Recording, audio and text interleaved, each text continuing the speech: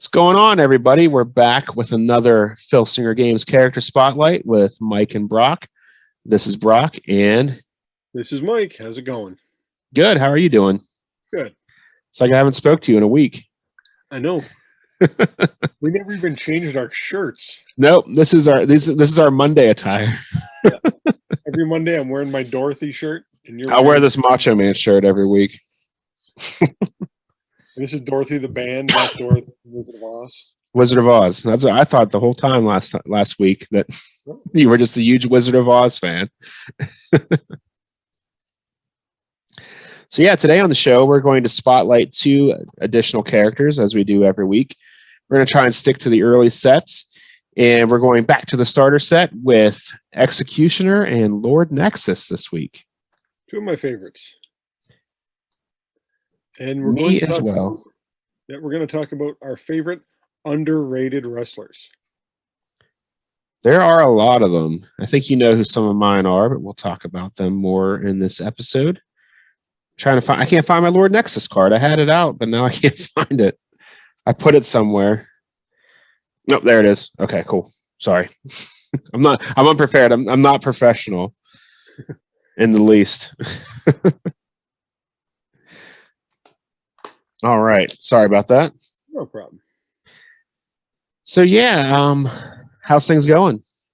Pretty good. Haven't done much since last week. Me either. It's been quiet. You know, work still sucks. I can honestly tell you, Black Friday's the busiest day at work.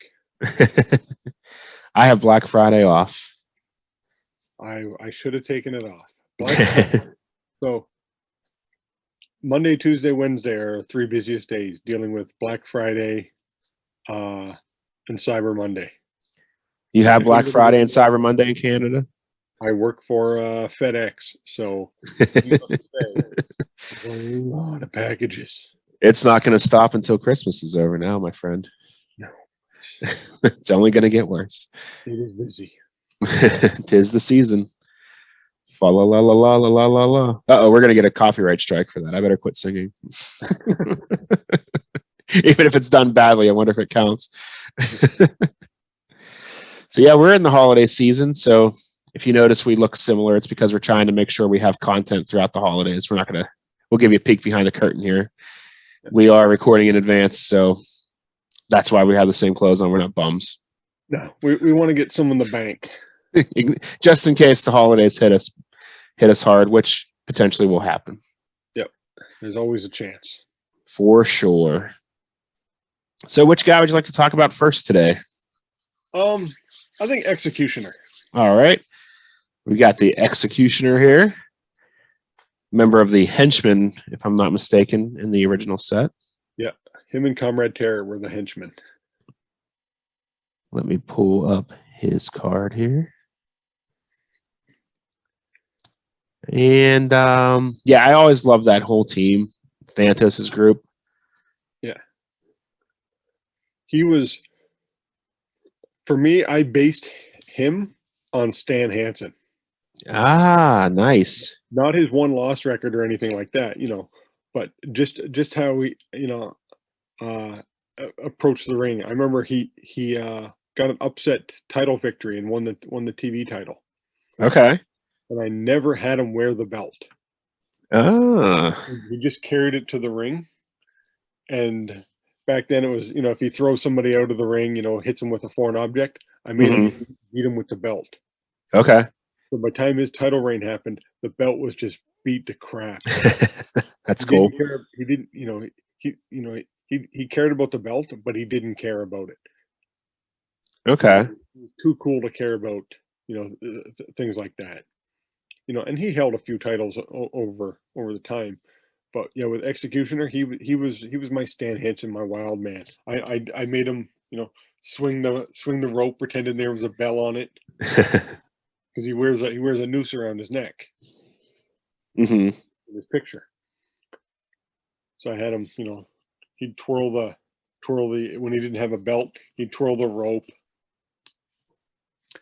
He carries a large axe as well. Yeah, I never made him bring an axe to the ring. Why not? Drew McIntyre brings a sword. Yeah. And I made him bring his noose, and I had him hang people over the ropes at times. Mm-hmm.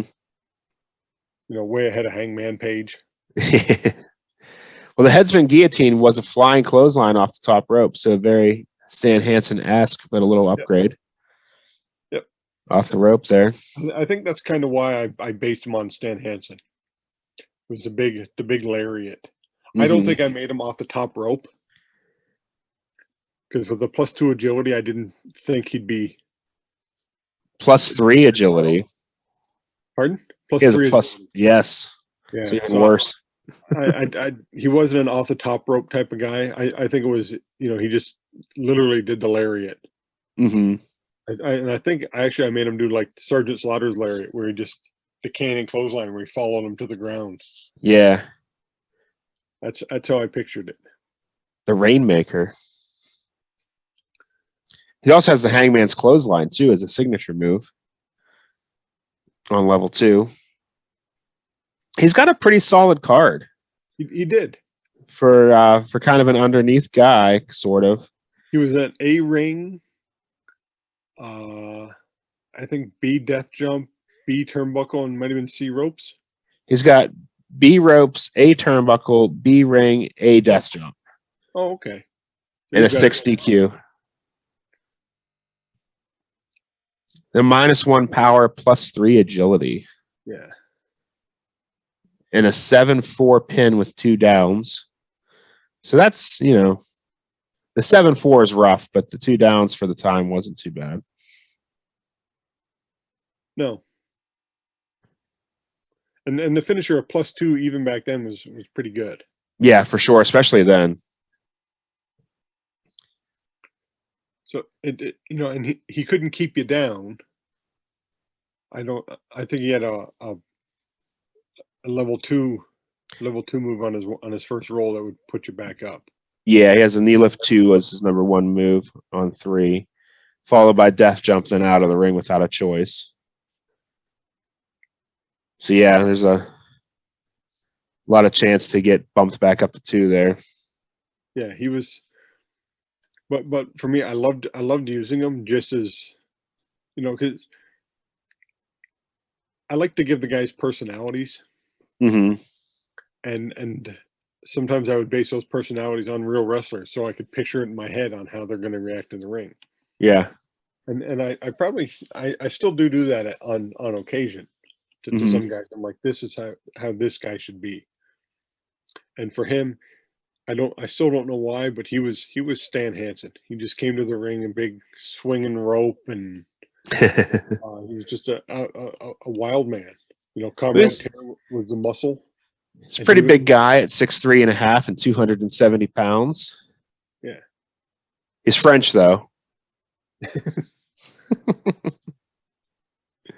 A lot of Earthlings in the first set. Yeah, how many? There was Genghis Khan, Executioner, Octagon, Protus, Commander Sam. That's a five out of the 24. Yeah, at least off the top of your head there. Comrade Terror was originally going to be from Earth, but they made him an alien instead. Yeah, which I think was better. Yeah, me too. He was going to feud Commander Sam at some point. You know, that's why he was, you know, America and Russia, the big evils fighting. Mm-hmm. Yeah, I think that was it. That's some behind the scenes stuff for people who may not know. Yeah, we do that a lot, don't we? We get ahead of ourselves. We do. We assume that everybody's an expert on this game like we are. I'm only an expert to 2105. After that, I have all the cards, so I'll pretend like I'm an expert by looking at the cards as we do this. I was listening to the Roll Up podcast, and they're having their Gladiator tournament, and I'm like, yeah, I know who Rush is. I've seen the card. Couldn't picture it. Couldn't picture it. Disaster? No. Patron Overlord? No. I heard the names. I know the cards. Rush's tag partner? Yeah, I don't know his name.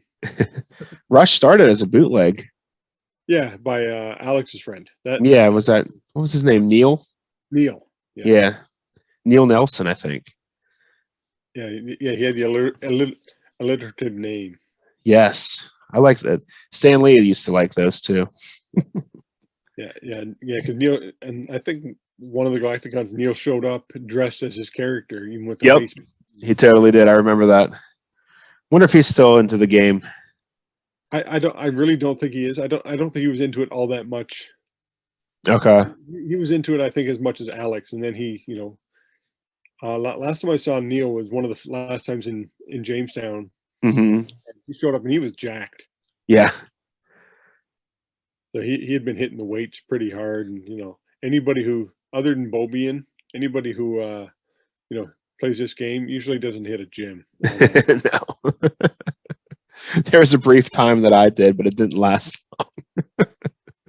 Hurt myself. For me, when I first started wrestling and like doing the pro stuff from 25 to 30, Mm-hmm. I would probably hit the gym 3-4 times a week, but I did a lot of cardio. I did more cardio than weights Yeah. because I was always just a naturally, strong guy. So if my opponent, I didn't like him, I'd just gas him. There you go. I gas my opponents in different ways, kind of like a skunk. But How did you use execution in your Fed? a lot like Comrade Terror. Like a lot of things that I did were like you had to get to Thanos, like the final boss. Like, oh well, you got to beat the two henchmen single, back to back or something like that on separate cards. I use them as gatekeepers, kind of. They didn't have much success for me as a tag team, unfortunately, because I liked them both. Once I found out that I should be using Executioner instead of Dreadnought. I'm going to try and mention that every episode. I think they captured, I'm trying to remember, they might have captured my Intergalaxian tag titles, Mm-hmm. the henchmen. Okay. I'm not 100% sure.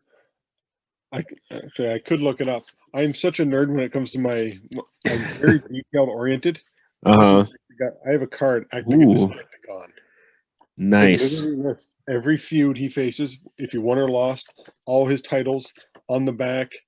It'd be tough to see because it's all written in pencil. But all the awards he's won, even how many people he's injured.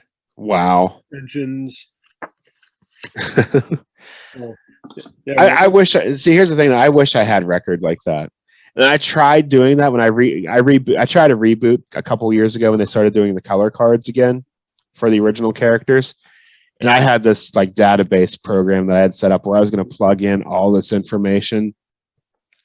And then it got to a point where that was taking longer than actually playing the game. So I quit doing that. But I wish I had all that data because this game is very data driven. If you want to run a good Fed, you have to keep good stats. See, I even have 2 boxes. I got this one for current and this one for retired. Nice.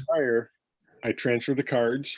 It goes A through to Z, and at the back I even got a Hall of Fame. So you have your card catalog there. Oh yeah, it's incredible. So we'll have to scan those and do a show about those someday. Yeah, for some reason Executioner is not in. I might have not have moved him over because I just might have retired him. But yeah, it's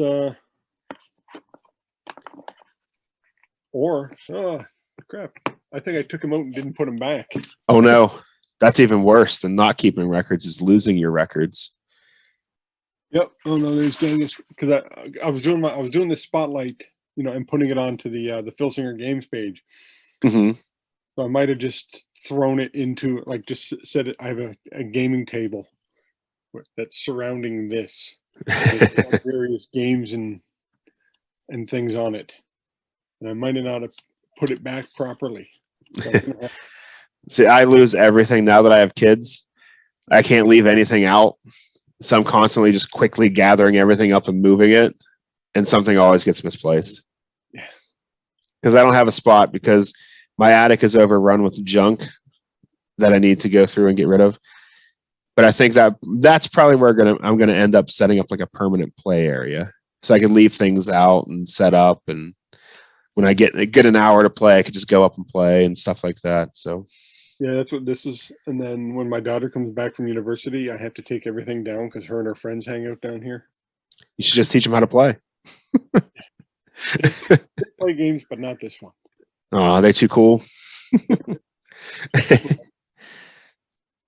Well, That's the one thing about this game is I wish we could get it in front of more people. When I was working at the comic book store, I would run events all the time. And I have not met a person yet, and I don't know if you have, that has sat down and played the game and bothered to learn how to play that didn't get hooked. Oh yeah, I It's used to own my own comic book store, and we held a league. mm-hmm.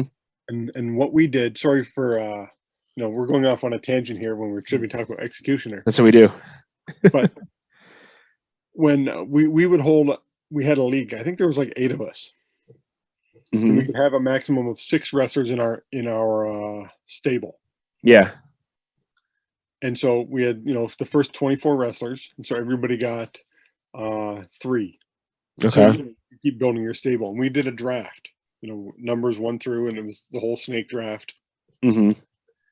And then when the new set came out, and what we do is like, okay, this guy's a champ, and people were like, we'd build the cards, and like, we'd have our number 1 contender, the guy's like the champ, and people were like, well, I want to fight the champ. Well, the champ's going to fight this guy instead.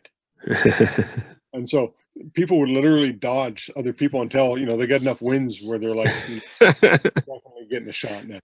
Nice. And we'd roll them out, and then guys would get upgraded. And it was funny because I knew the game. I'm like, I'm drafting Pulsar. Yeah. Hey, Pulsar. He's coming. He's gonna hit his prime. Pulsar prime. Good stuff. Yeah. How I kept people interested at my comic book store is I made cards based on them. And that's how pretty much the NDW formed around that. All those guys are based on people that would frequent the comic book store or friends of mine through the comic book store. It's a good time. Oh, that's good. Yeah. Well, we'll get back to Executioner now. Yeah. So if you were to change one thing on his card, what would you change? For Executioner, I might have dropped his agility. He's a +3. Yeah. If I took it down even to because if he's got a finisher where he's diving off the top rope, Mm-hmm. it should be a 0 or a +1. And even that would have probably helped him out in a few matches, for the reversals. Mm-hmm. He might have snuck out a bit more. Yeah, because he's got 3 agility checks on level 1. Yeah. So that's with a +3. Unless he was fighting Man Mountain, he was. Yeah. Yeah, because back in the day, +4 was the worst you could get. So he's one away from the worst you can have. Yeah. So I would have dropped him. I think I would have dropped his agility to a 0 to a +1 in there. That would upgrade him significantly, actually. Yeah. And I think that probably would have helped him out. Mm-hmm. Because he hits that defense Executioner 1, odds are his opponent's taking over on level 2. Yeah. Because he's got 2 level 1 moves and then a choice B, so into the turnbuckle, basically. And then 3 agility checks after that. Yeah. So, yeah, that's not a very good level 1 offense. No. And so that's usually when they were tagging up, he'd automatically just have to tag out to Comrade Terror. Comrade Terror could be at a 10 in pin, but he's going to have to tag out because yeah, if he hits that one move, his opponent's back on level 2 offense. So it was almost no point on having a, Executioner level 1 because the 50-50 shot, your opponent's taking over on the next round. Mm-hmm. Or you're stuck on 1. Yep. What about you? For the sake of being different, I'll say I'll drop his pin from a 7-4 to a 5-2, just to toughen him up a little bit there. Yeah. Because his defense is pretty solid. He doesn't have any days on level 2, but you didn't see a lot of that then. No. Other than, I think, Massive probably had the best level 2 defense in the game in the first 24. Hmm. He had a 50-50 shot. Yeah. You don't even see that too much today with the 3 comebacks. And then you have what I always call the Commander Sam level 2, which is 2 names, 2 hurts, and 2 days. Yeah. Yep. So those were probably the two best defenses. Hmm. And yeah, dropping them to a 2 would probably would have made him a little better. Yeah, for sure. Cool character. He hung around for a while. Even as Whiplash. Now it's funny because when he got upgraded to Whiplash, Hmm. he had the one gimmick where his manager could distract. Yeah. I liked that because it just added something to do with the manager. Hmm. I hated Is that? I absolutely hated it. Where he'd bend the opponent's thumbs back. Oh, the thumb screw. Oh my god! So I turned it into an Oriental spike. Okay. Just screwing the thumb into. He's got the Thor. Terry Gordy used it. Hmm. So that's for me. I changed it to that. I'm like, oh no, he's got my thumbs. I put my hand out quickly. Grinding hold on opponent's thumb is the official description. Yeah. I didn't like it. Now, as Whiplash, him and Darkos held a couple tag titles for me, I think. Oh, yeah? He was Whiplash for a while. Yeah. From 2091 to 2097. And then he started wrestling by Marcel Desaad, a very French name. Yeah, as Whiplash, I remember I painted his costume blue and yellow. Okay. But like a pale blue. Nice. And as Executioner, I just pictured him like Stan Hansen, black boots, black singlet, black. Absolutely. Pants. A lot of studded wristbands in the first set. And I had him actually come in just a plain black robe. I could see that. Yeah, I used to add things to guys. I always thought some guys have robes. Nobody had robes. Yeah, everyone kind of is depicted in their in-ring gear. Yeah, early on. Like Comrade Terror, I pictured coming just in his trunks. Mm-hmm. But Executioner had the robe. Yeah, or at least a hood of some kind over the mask. Yeah. But right on. Now we can pop into our next guy, Lord Nexus, leader of the Flying/Fighting Titans. Yep. He was unique because he had 2 finishers. Yeah, I think he was the only guy to have 2 finishers in the first set. I could be wrong. I could look real quick. I think you're right, though. We're going back, wrestling some of these guys, 20 years. So I'm going on 20 years of memory for these guys. Actagon had 2. Oh, Actagon. Yes. And Massacre. Actagon and Massacre and Lord Nexus. Killer Queen as well. Oh, yeah. Forgot about him. Yeah, so maybe it wasn't as uncommon as I thought. They're all 00, though. Out of the first 24 guys. So, yeah. I love Lord Nexus, though. Lord Nexus was the second guy in my promotion to hold every single title. Nice. I got him to a Galaxian title and a tag title. I don't think he ever had my secondary title. Yeah. But I pushed this guy hard. Oh, Nexus? Yeah. Like I gave him every opportunity I could just because I thought he was awesome. Yeah, I could look. Lord Nexus held the GWF tag titles once as member Titan Power. Intergalaxian 3 times, Intergalaxian tag 3 times, GWF TV title 3 times, and my GWF heavyweight title twice. So nice. He captured the big one twice.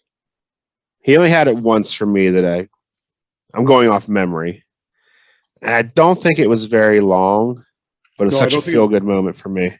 Yeah, his runs were, for any of his titles, weren't longer, other than his the one run with the Intergalaxian tag title with Titan Power, which was like 30 defenses, 32 Mm-hmm. defenses, crazy.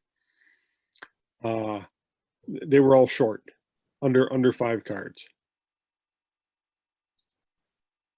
He's also got a special place in my heart because he's a tag partner with Billy Joe Boxer, who's my all-time favorite Champions of the Galaxy character. As a tag team, those two were amazing. Mm-hmm. It was funny. I had a very memorable match with Lord Nexus in a Galacticon 2 or 3, and it's Lord Nexus versus Thanos in a cage in the finals. Nice. And I have Lord Nexus because I used to take Lord Nexus in every tournament that I could. Mm-hmm. Massive was my guy, but Lord Nexus I knew was my tournament guy. I won a bunch of stuff with him. And so Bob Ashby, Mark's brother, has Thanos. And Thanos is if you roll a 6 on level 1, it's into the turnbuckle. Mm-hmm. And so Bob, we roll for initiative. Bob wins initiative. He rolls 6 into the turnbuckle. So Lord Nexus goes into the turnbuckle. I roll double 1s. You lift a knee into your Yeah. face. He goes down. Bob rolls his pin, and it's 2. Bob rolls double 1s. I'm like, that was a 1 move finish in the tournament final. I love when that happens. I remember people were like watching it, and we're all like, "What? Literally, what just happened?" Thanos just get pinned off 1 move, knee to the face. Yep, he sure did. Snake Eyes will get anybody. People were like, "Maybe Nexus put his feet on the ropes." You don't know. He just caught him completely off guard. But that's you can have matches that stick out in your head. Mm-hmm. That's one of them. That's probably that, and it's not even in my Fed. It was a Galacticon, it's a tournament, but it was completely off. Just off the charts for something ridiculous like that to happen. Speaking of that, I don't know if you remember this, but you were the perpetrator of it during the Canada Cup in Philadelphia. The first time Galacticon was there, in our bracket, you beat everybody by them rolling Snake Eyes. I don't remember that, but that's amazing if it happened. I was like, it can't happen again. And then it just kept happening. I forget who else was in our bracket. I think Jeff Manning was in our bracket, whoever that guy is. Yeah. But no idea. I just remember that being hilarious. But back to Lord Nexus, like just such a fun character. Like he's kind of like a badass, but still a good guy. I've always played him that way, at least. And it's interesting too. He was probably the first black guy. Yeah, I think so. I think he was the only one in that first set. Yeah.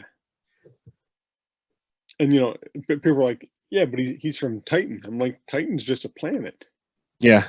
I'm like, it doesn't mean they can't have, different races. Yeah, the different. And for me, Lord Nexus was, he was the black guy. He was, and when him and Billy Joe came in, I pushed the race thing. Mm-hmm. I used it. Yeah. Because I remember watching things like Brickhouse Brown and Big Red versus the Andersons. Mm-hmm. They pushed the fact that they were these two proud black guys going mm-hmm. to the ring all the time. That's, yeah. For me, a lot of times that's how I used them. We did that too in our Fed, my dad and I, just because there weren't that many black characters in the GWF at that time, and I think they were the only 2. And then Trainer Jim came along as their manager. I think that was it for the first 3 years or so. That first few years. And it seems like the only black characters are from Titan, like Quasar. Yeah.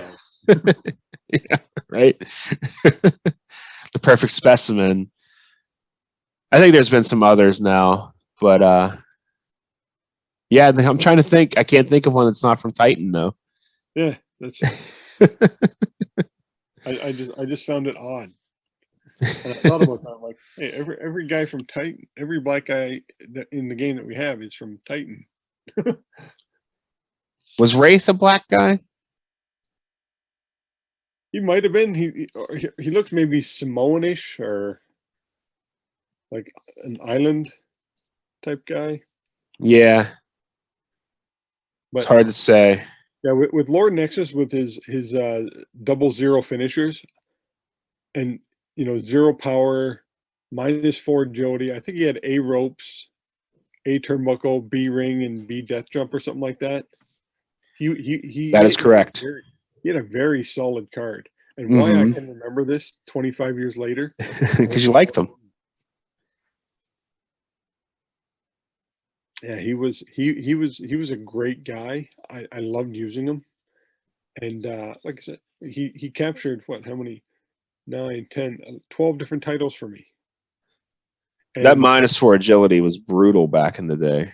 Yeah, because nobody had -4. Still is. He was the only guy to have a -4. Mm-hmm. And if I were to change any one thing on his card, it's tough. Yeah, because his card was very solid. Mm-hmm. Now you could have done one of two things. Could he keep a person down? He starts with out of the ring and death jump, both with a choice, and then goes right into level 2, level 3 moves, and then the double finishers. Yeah, so yeah, he could keep you down. Mm-hmm. So maybe if one of the two finishers was a +1. That's what I was thinking. Or now because he does team up with Billy Joe, and they complement each other so well, but his level 4 move on could be a down 3. One of those two would have put him in the Thanatos Star Warrior range. Yeah. He's got a choice C on number 4, though. So that's a pretty good shot at a level 3 move. That's a 6 on the agility. Yeah. So if he's facing a fast guy, that's not a great move. No. Or facing somebody like Wolf or Star Warrior who had the double negatives in both sides. Mm-hmm. Double negative makes a positive. Yeah. So I'd say out of the first 24 guys, he was easily top 4. I agree. You had Star Warrior, Thanos, Wolf, and Nexus. Mm-hmm. Those 4 guys were the top guys. Oh. And argument sake could be had for Massacre. Yeah. Like, I don't know if Massacre won my heavyweight title, but I know for Rob, he won. Like, Rob had a mini feud between Nexus and Massacre for that heavyweight title a bunch of times. That's cool. I love hearing those side feuds that people come up with that really take off. And and it can have for me. Nexus didn't have very many side feuds. He did okay.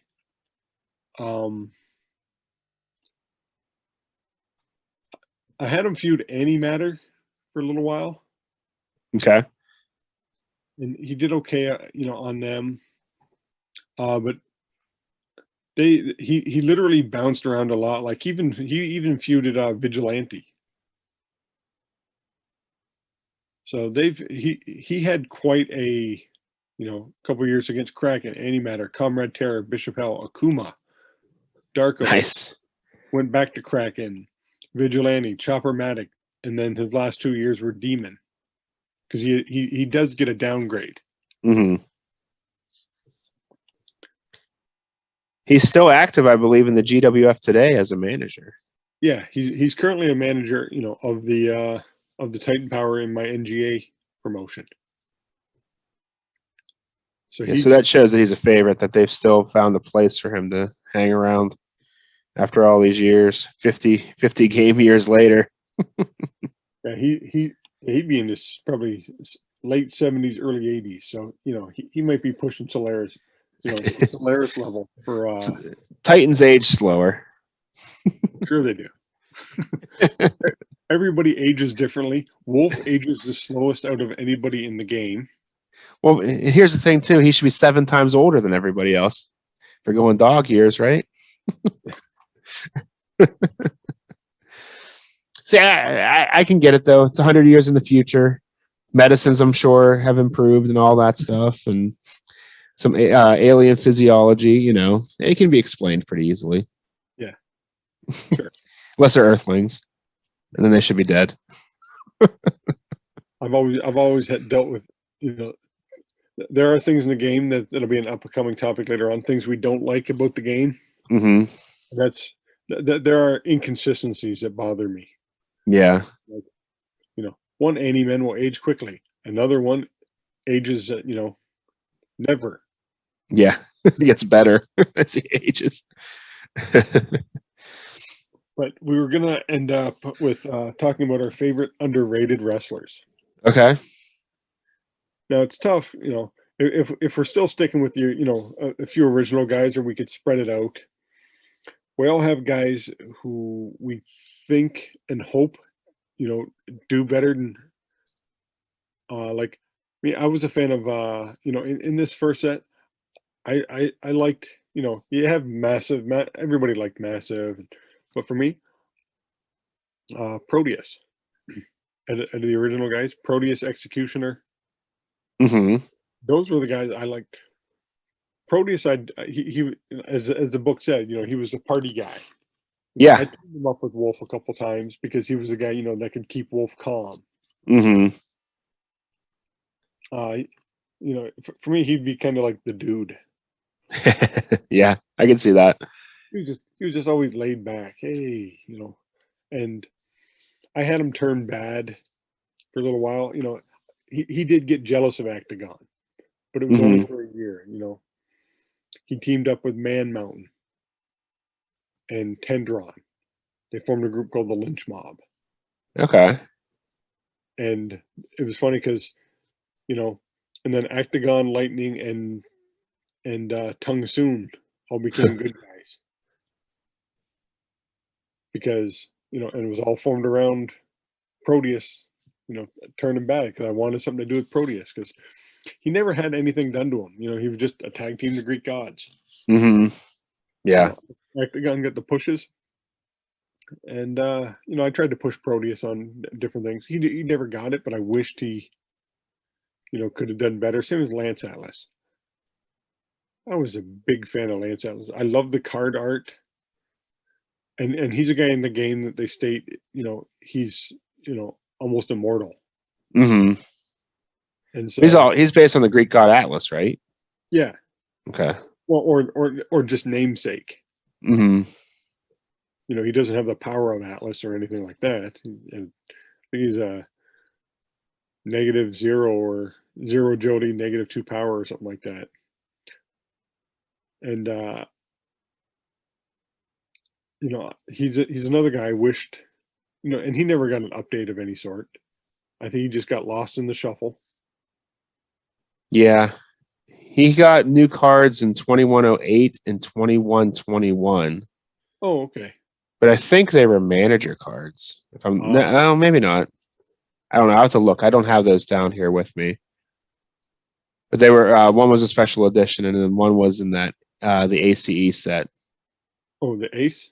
Yeah. So it's probably not even the same version. Yeah. And maybe Stalker. I really liked Stalker. Stalker was cool. He captured a few titles for me. Both tag. Him and Wildcat were surprisingly good. And you try to push him, and then you talk to him about other people, and people are like, "No, that guy did nothing for me." But he was one of the guys where I got behind. I liked the character. Yeah, I like those kind of like jungle themed characters. Like I even like Beast Rider and Renegade. I was going to mention them as some of my unsung heroes and the underrated guys. They never did a thing for me. Who didn't? Beast Rider and Renegade, the Space Croppers. Yeah, Here's a little funny story about them. I went down to visit Tim in Buffalo, Mm-hmm.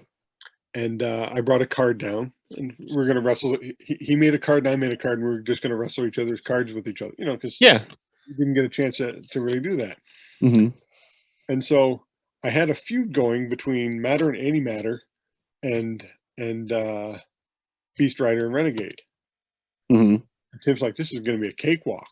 I'm like, "Yeah, don't be quick to judge, because Beast Rider and Renegade had the choices and their cards matched up perfect, where they literally trounced Cosmic Forces, like just beat the tar out of them." Tim's like, "I can't believe this." I'm like, "It's just the way it matches up." Yeah. Like the choices and everything. I said, that's how that little mini feud ended up happening, because the Cosmic Forces got upset by these guys. They're like, "We shouldn't be losing these guys. We want a rematch." They lose again. Well, no. And that's how I ended up booking a little, a little short feud with them. Uh-huh. But I love when stuff like that happens. other than that, those two didn't do anything. Yeah. Like, even when they got upgraded, they never did anything for me. Yeah, they didn't do a whole lot for me. My favorite undercard tag team of all time, though, is Stud City. Oh, Vanity and Dynamo. Yes. Or Mr. Galaxy, I think is who he was at the time. Yeah, Mr. Galaxy. Yeah, I've always loved submission wrestling. Okay. So, and I used to push Mr. Galaxy, because if you look at his card, Mm-hmm. I think I have him down here. out of his 18 moves, I think like 12 of them are submissions. Nice. He was a submission machine. I'm like, why wasn't this guy pushed as that? Like, He was a stud. if you go through his card, you're I can see you're pulling it out. Here he is. But look at his moves. You read his moves. He's got a chin lock, side headlock, clothesline, shoulder butt, full Nelson, neck brace, leg twister, drop kick, abdominal stretch, brutal face massage. That sounds like a submission move. Knee drop, power drop, Boston Crab, and a muscle ripper, double finisher. Yeah. Yes, he's a submission guy for sure. Everything is just a grinding hold. Mm-hmm. This guy's he's a UFC fighter. Uh-huh. But he looks like Tom Selleck. He's the old Rick Rude. Yes. Big mustache, mullet. And yeah, with those two, I wasn't a big fan of him and Vanity as a tag team. I had him as one. Yeah. But I think I broke them up pretty early, because I was a big fan. I liked Mr. Galaxy. Yeah. So I liked Vanity more. Yeah, I wasn't a big fan of Vanity. As soon as I could retire him. He was great. I like those pretty boy type guys, though. So Rob was a big fan of Vanity. Yeah. And it was he had one of the most interesting stories for Vanity. You know how Vanity gets an upgrade? Yeah. So what he had Vanity do, Chaos is in a cage match. And so the cube's outside the ring on a table, and Vanity runs up and smashes it with a hammer. And a little sliver falls off, and he has Vanity eat it. And that's how Vanity's upgrade happened for Rob. Nice. So Vanity got a little, just off the sliver. Yeah, because his upgrade wasn't much. No, and then Chaos loses his mind and wants to get to Vanity, but he hits it with a hammer, and only a sliver, just a tiny little piece falls off, and Rob has him eat it. And that's how he explained Vanity's upgrade. I'm That's hilarious. And it's so original. Yeah. Somebody cracks the cube. I love it. Takes a little piece, eats it, and, but Rob loved Vanity. He just thought he was but for him he was a not very good Ric Flair. That's how Yeah, that's kind of how I see him too. I think that's why I liked him so much. He was an interesting guy. Rob and myself actually teamed up Death Knight and Vanity. Oh yeah, and we called them the Cosmic Punishers, because what we used to do for team names, because we used to throw guys together all the time. Just making all kinds of random teams, and they won some matches and got a title shot. They just kind of gelled as a team, and so what we did was we used their finishers. No, Cosmic Pulverizers. His is a Cosmic Lamp or something like that, and then his is a Pulverizer. Yeah. Cosmic Pulverizers. What was the Pulverizer? We knew when we wrote them down, we'd remember who it was. Pulverizer was a top rope elbow. Yeah. Yeah, it was a Randy Savage elbow. We're like, oh, +1 though. Yeah, I liked Vanity a lot. Yeah, he was an interesting guy. But like I said, there's rated, wrestlers who are underrated. Like Lance Atlas, he captured a couple. Out of the guys I listed, like Stalker did the best. Stalker captured 7 or 8 titles. Yeah. So underrated, he'd be my most, out of the guys who are like, punching above their weight class. Was him. But he was like Nexus. His card is very similar to Nexus. And I think that's why he did so well. Billy Joe Boxer was my probably biggest underdog. He won every title for me, but I really pushed him too, because he went on a really big winning streak when he first debuted. Because he was just knocking people out with his level. He had those 3 level 3 moves that got through without anything holding him back on level 2 every time. Yeah. So he was always keeping guys down. Oh, and Billy Joe in like a torture chamber match was an absolute monster. 5 downs on level 2. Yeah. Because I remember the choices. He was in a Canada Cup final. Yep. I won the whole thing, I think, with him. Yeah, with Billy Joe Boxer, because the final was in it. That's where I'm like, Billy Joe in a torture chamber. And it was just down, down, down, down, down, down, down, down, down. Yep. Every time I get to pick in a tournament, I pick him. It's like me. I'll still pick Lord Nexus. A lot of times, if it's an open tournament, yeah, I know I'm gonna lose, especially with the power creep. Yeah, still fun.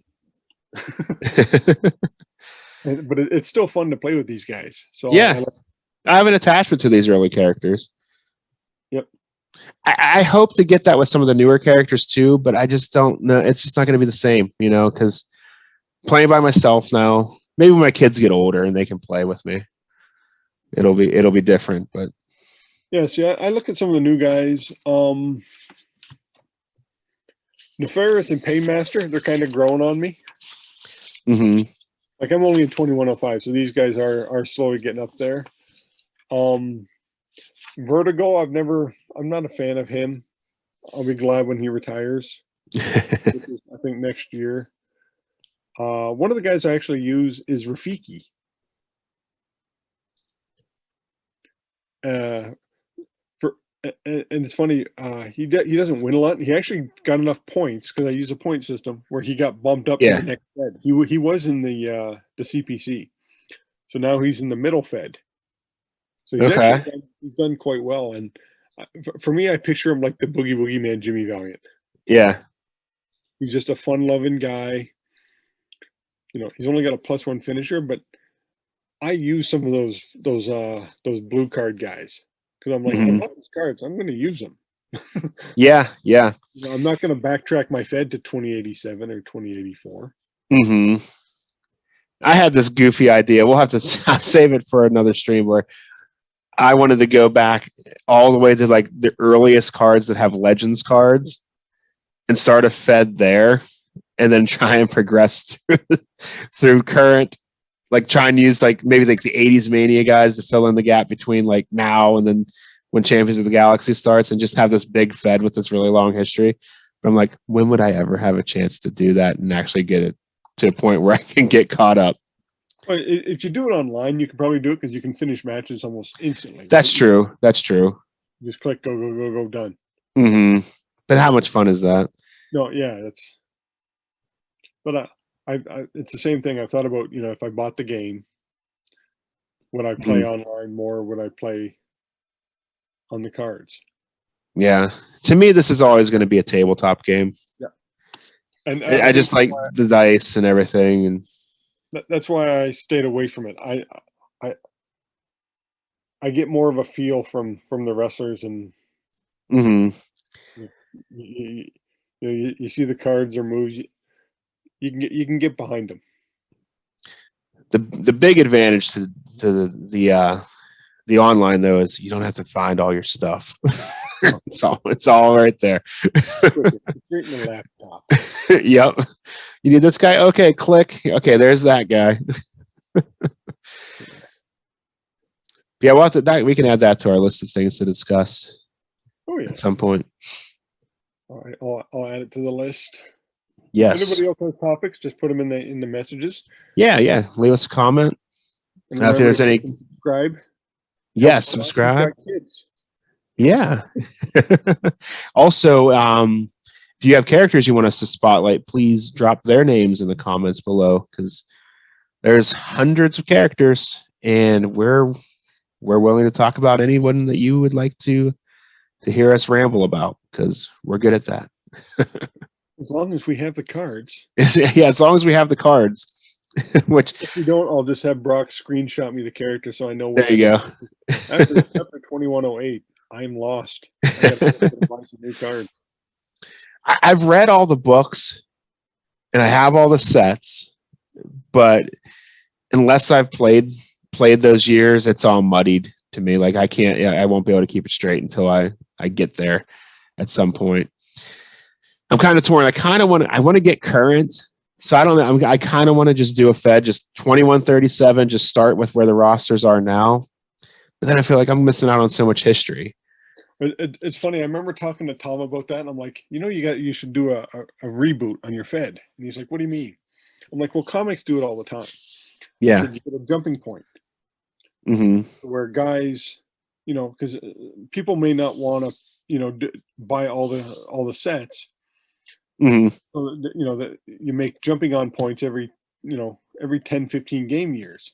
Yeah. And he took that to heart. And that's when everybody left, Dimension X or whatever it was. Yeah. And, the whole Fed, got a reboot. They've done it a few times since I've played. Well, that he's, it's one of those things where, he listens and he realizes that people literally have done that. Yeah. I want to play with the current stuff. I don't want to, go back to all the old stuff. Yeah, because when I started, I was 20 game years behind to start, and there was no jumping on point then. No, it was you either had to just scrap all that history, or just start with. But you had to go buy all the cards to lead up to where you were, and at that point, there were still cards from the first set still active in the current year. Mutant was still going in that year with his original card, so. You're on like 2136, and if I'm correct, Wolf is still going. Yes, but he's got new cards.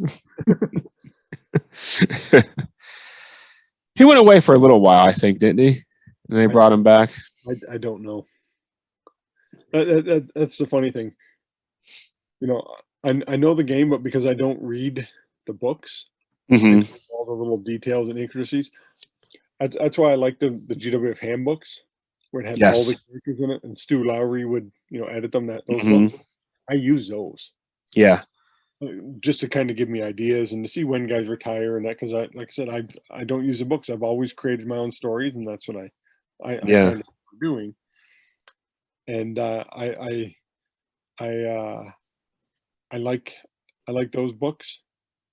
Like I can see it and like, oh yep, this guy's gonna retire, and I don't want. I digress, and I go off on 100 tangents about the game.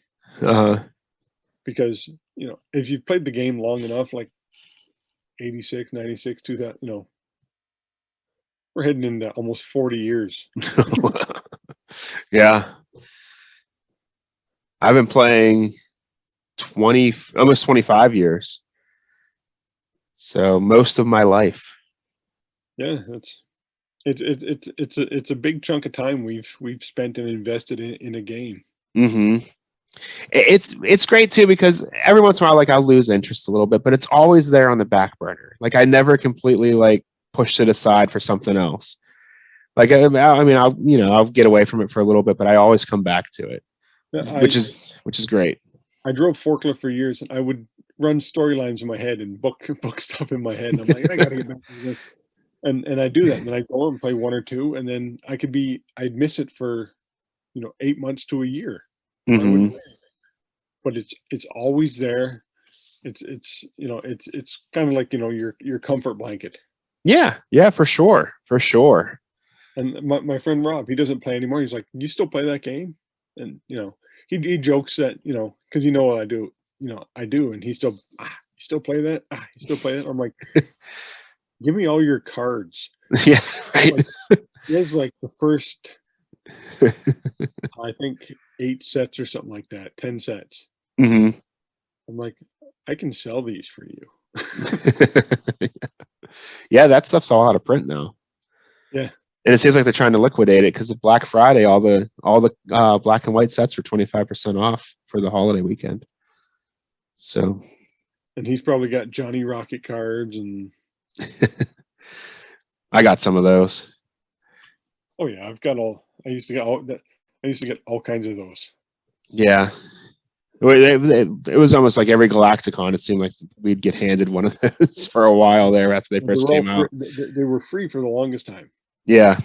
Like I can remember going into the first Galactic. I think it was the first 3 or 4 Galacticons were all free. Mm-hmm. You never had to pay. Yeah. Because Tom was impressed that we were just showing up. Mm-hmm. Yeah. Yeah. Yeah. I started going at 7. And then it was like, you got to pay $5. Yeah, I think that's what it was at 7. It was less than $10 for the whole weekend. I know that. Like I really wanted that Austin Idol card. I'm like, I'll pay the $10, and my wife's like, we're not going to be here. It was her dad's 75th birthday, and I'm like, oh, so I missed it because Austin Idol was one of my fans growing up. I'm sorry, not one of my. I was one of his big fans growing. I loved watching him. Mm-hmm. Like, I get a chance to, maybe ask him a question and this and that. And I even sent Todd, can you ask him one of these questions? He was a good guest too. Like, he was real attentive to everybody and everything too. I don't want to rub it in, but yeah, I was so disappointed. Same as I almost got to meet Road Warrior Animal, mm-hmm. and I missed it because something happened. I was supposed to go somewhere. Yeah. And then he died like 2 months later, and I'm like, damn it. That's tough. Like that. I have a Tasmanian devil tattoo on my arm just because that's what he had. Nice. I got it when I was 18. I'm like, that's awesome. But like I said, we should probably close this up. We've went on so many tangents. I think that's what people like, though. Oh, yeah. Judging by the buzz I heard from our first show, I think this is what people now expect from us. So we'll gladly go down rabbit holes and talk about anything that pops into our minds, which you never know what that might be. So stay tuned. Click that subscribe button. Make sure you don't miss any of our rants, tangents, and journeys into parts unknown. All right. Well, thanks, Mike. And have a good night, everyone. Or good day or morning, whenever you watch this video. Remember, click that like and subscribe. Yes. It's very important. You don't want to miss anything. All right. Later.